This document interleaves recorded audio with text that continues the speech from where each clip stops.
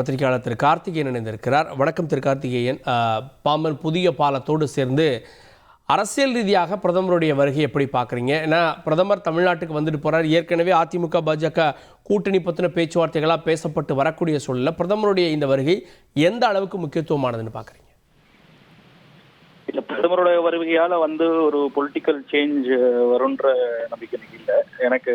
ஏன்னா இதெல்லாம் பிரதமர் அளவில் தீர்மானிக்கப்படுவது கிடையாது. பொதுவாக அமித்ஷா அளவிலேயே கூட்டணிகளும் சரி, இல்லை பங்கீடோ இல்லை சமரசங்கள் எந்த விஷயமும் முடிவு செய்யப்பட்டு இறுதியாகத்தான் பிரதமர் முன்னிலையில அவருடைய கவனத்துக்கு இதெல்லாம் பெருமை ஒழிய அவர் இதுல தலையிடுவார் அப்படின்றதுல எனக்கு பெரிய அளவுக்கு இது இல்லை.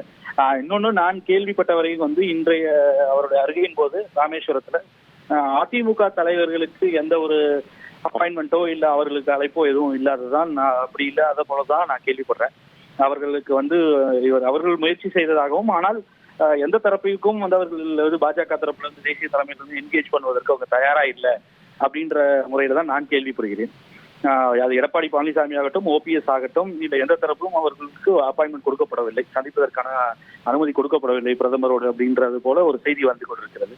அங்க இருக்கக்கூடிய அந்த கட்சியில் இருக்கக்கூடிய நண்பர்களோடு பேசும்பொழுது அதற்கு காரணம் பாஜக தேசிய தலைமையை பொறுத்தவரை அவர்கள் அதிமுகவோடு கூட்டணி என்பது இறுதி செய்யப்பட்டு விட்டது, இல்லை அது முடிவுற்றது என்றாலும் கூட அது அதிகாரப்பூர்வமாக அறிவிக்கப்படவில்லை.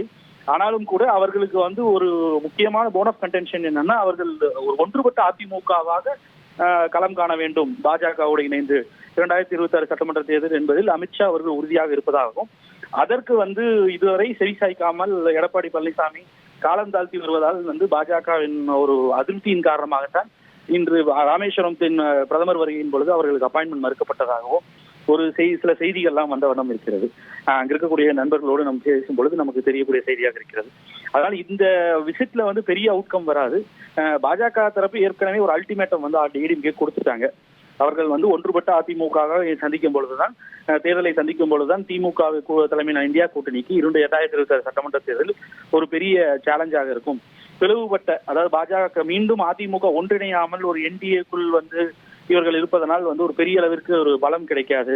இல்ல ஓரளவு ஒருவேளை ஒன்றிணைவு இல்லாவிட்டாலும் கூட இன்னும் சில சமரசங்களுக்கு திரு எடப்பாடி பழனிசாமி தலைமையிலான அதிமுக முன்வர வேண்டும் என்று பாஜக எதிர்பார்க்கிறது. அதற்கு அவர்கள் இதுவரை சாதகமான பதில் கூறாததால், இல்லை இதற்கு இடைப்பட்ட காலத்தில் திரு எடப்பாடி பழனிசாமி அவர்கள் ஓபிஎஸ் அவர்களை ஏற்றுக்கொள்வதில் பேச்சே இல்லை அப்படி என்று அந்த போல பேட்டி எல்லாம் திரு அமித்ஷா அவர்களை சந்தித்த பிறகு கொடுத்தது என்பது பாஜக தேசிய தலைமை ரசிக்கவில்லை அப்படின்ற செய்திகள் தான் நமக்கு கிடைக்கப்பெறுது. அதனால் இந்த வருகையின் போது பெரிய மாற்றங்களோ இல்ல இந்த வருகையின் எதிர்வினையாக அதிமுகவில் பெரிய மாற்றங்களோ இமீடியட்டாக இருக்கும் என்பது இன்று ஒன்றும் தெரியாது. அது அதிமுக எடப்பாடி பழனிசாமி அவர்கள் தரப்பில் சில சமரசங்களுக்கு உடன்பட்டு இல்ல சில விஷயங்களை அவர் பாஜக தேசிய தலைமை எதிர்பார்ப்பது போல் ஒப்புக்கொண்டால் அடுத்த கட்டமாக இது முன்னேறும் என்பதுதான் நமக்கு கிடைக்கப்பெறக்கூடிய தகவல்களாக இருக்கு. அண்ணாமலை விவகாரத்தில் ஒரு முடிவு எடுக்கப்படாததும் கூட இந்த சந்திப்பு நிகழாமல் இருக்கிறதுக்கு ஒரு காரணமா இருக்கலாம் இல்லையா? இல்ல, அது எனக்கு பெரிய ஒரு அண்ணாமலை அவர்கள் அவரே பேட்டி கொடுத்து நான் அந்த ரேஸ்ல இல்லைன்னு சொல்லி ஆல்ரெடி டிக்ளேர் பண்ணிட்டாரு. பட் இதற்கிடையில அவர் மீண்டும் தன்னுடைய பிரதமர் உடன் நேரடியாக தனக்கு தன்னுடைய கான்டாக்ட்ஸ் மூலமாக தன்னுடைய வாய்ப்பை புதுப்பிப்பதற்காக ஒரு முயற்சிகள் எல்லாம் எடுத்துக்கொண்டிருக்கிறார் அப்படின்ற செய்திகளும் வந்துட்டு இருக்கு.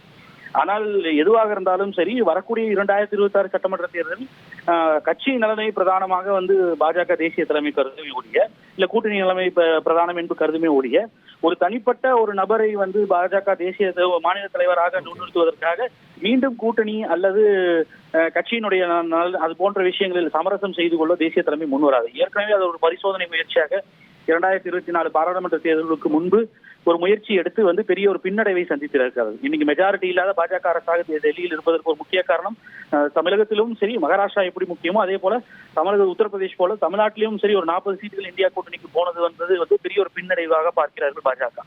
அதாவது அதிமுகவோட கூட்டணியாக போயிருந்தால் ஒரு சில சீட்டுகள் எண்ணிக்கையில் அட்லீஸ்ட் குறைந்தபட்சம் ஒரு 5 to 10 தொகுதிகளுக்கு கிடைத்திருக்கலாம் என்ற நம்பிக்கை அவர்களுக்கு இருக்கு.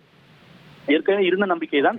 சோ அதே போல ஒரு சோதனை முயற்சி மீண்டும் எடுத்து தோல்வியுற வேண்டாம், பின்னடைவு ஏற்படும் என்ற அளவில் அண்ணாமலை ஒரு தனிநபர் அவர் ஒரு மாநில தலைவராக அவர் தொடர வேண்டுமா இல்லது கூட்டணி அல்லது கட்சி நலன் பிரதானமா என்று வரும்பொழுது பாஜக தேசிய தலைமை 2024 இல்லாமல் 2026க்கு மாற்று சிந்தனையோடு தான் வந்து களமிறங்கும் என்பதுதான் தெரிய வருகிறது.